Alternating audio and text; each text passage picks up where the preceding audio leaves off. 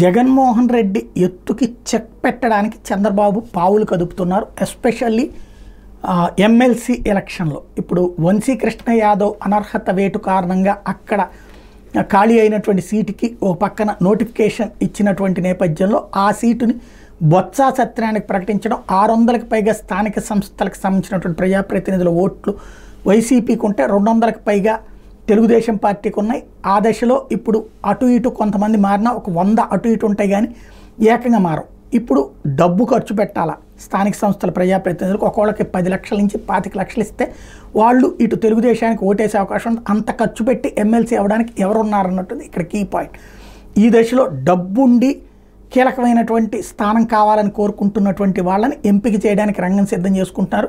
అది జనసేన కావాలన్నా ఇస్తారు, బీజేపీ కావాలన్నా ఇస్తారు, తెలుగుదేశమే కావాలని తెలుగుదేశంలో టికెట్ కావాలన్నా కూడా సిద్ధంగా ఉన్నారు. సంథింగ్ ఎవరినో ప్రిపేర్ చేస్తున్నారు.